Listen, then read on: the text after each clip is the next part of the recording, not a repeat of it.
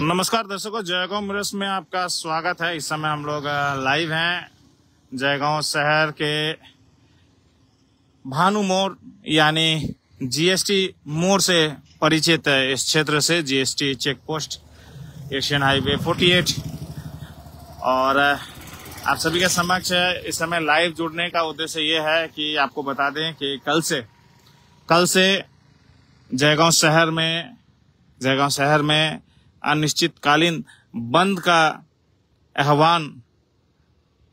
Business forum द्वारा किया गया है, व्यवसायी वर्ग द्वारा किया गया है। और एक मुद्दा जो है जयगांव का ट्रैफिक जाम का भी मुद्दा उसमें शामिल है। 3 मुद्दा में से एक है, एक तो सड़कों के बदहाली, दूसरा सड़क जाम, ट्रैफिक जाम, और तीसरा जो है गंदगी, जयगांव शहर में गंदगी। इस समय हम लोग यहाँ से लाइव इसलिए जुड़े हैं दर्शकों कि जयगांव में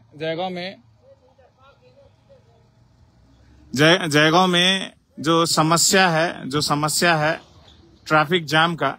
कहीं ना कहीं अगर यहाँ पे सही तरीके का मैनेजमेंट प्लानिंग, सही उपयोग अगर इस सड़क का किया जाए,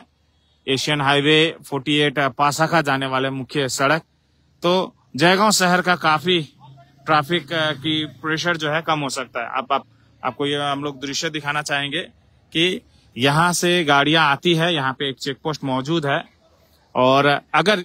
इन बड़े बड़े वाहनों को एशियन हाईवे के तरफ है और उसके बाद जयगांव ट्रैफिक की समस्या करीबन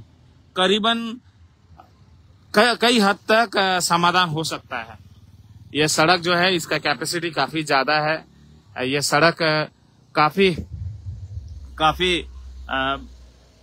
व्यस्त नहीं है, और इस सड़क पे अगर का इस्तेमाल होने लगे तो मेरे ख्याल से काफी हद तक जो ट्रैफिक जाम की समस्या है उसका समाधान हो सकता है। आप आज देख सकते हैं, आज इसका एक झलक आपको दिखाना चाहेंगे कि जितने भी वाहन, बड़े बड़े वाहन आ रहे हैं इस समय, उन्हें इस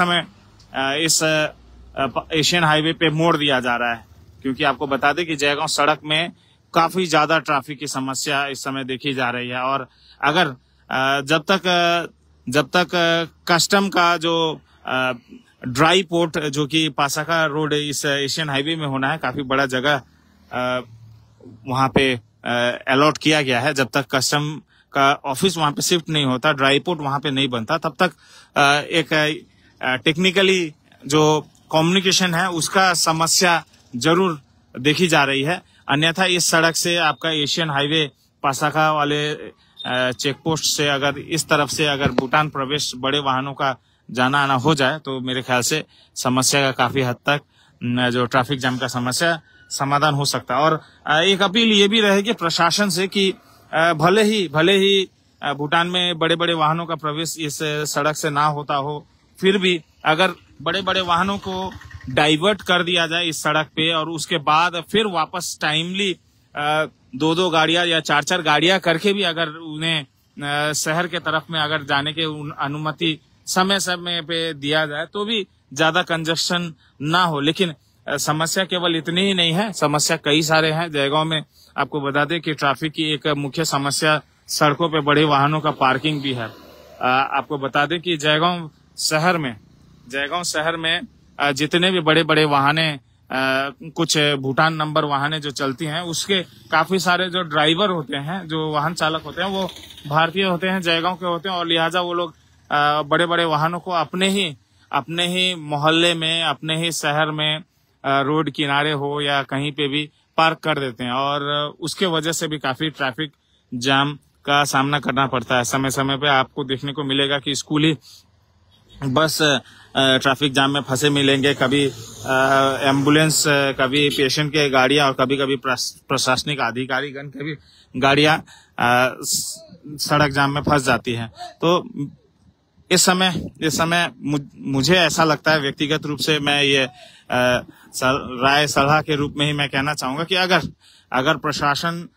सटीक मॉनिटरिंग अगर करने लगे, और जिस तरह से इस समय देखा जा रहा है कि वाहनों को मॉनिटर किया जा रहा है कि शहर में कब बड़े बड़े वाहने जाएं, जब तक उन्हें आगे जाने की अनुमति ना हो यहाँ पे इंतजार करें, कुछ देर तक इसी एशियन हाईवे पे उन्हें ठहरने का व्यवस्था किया जाए, तो शायद जयगांव ट्रैफिक की जो समस्या है उसे नियंत्रण किया जा सकता है। हल तो इस समय मैं नहीं कहूंगा, लेकिन नियंत्रण जरूर किया जा सकता है। और आने वाले दिन में हम लोग आशा करते हैं कि जो बड़े बड़े वाहन भूटान जाने के लिए आएंगी, उन्हें इस तरह से डाइवर्ट करके कुछ समय के लिए उन्हें एशियन हाईवे में डाइवर्ट करके उन्हें कुछ समय के लिए वहां पे रोका जाए और मॉनिटर किया जाए। अगर समय समय पे 2-4 गाड़ियां अगर मूवमेंट करती हैं तो कोई प्रेशर सड़क पे नहीं होगा, लेकिन जब जरूरत से ज्यादा गाड़ियां जो शहर में घुस जाती हैं और एक कतार बन जाता है और एक साइड का लेन जो है पूरी तरह से बड़े बड़े वाहनों से भर जाता है, और ऐसा भी होता है कि कुछ वाहन चालक जो है ओवरटेक करने के चलते दूसरे लेन में भी घुस जाते हैं, और लोकल ट्रैफिक का जो प्रेशर रहता है वो कहीं ना कहीं फंस जाता है, और उसके बाद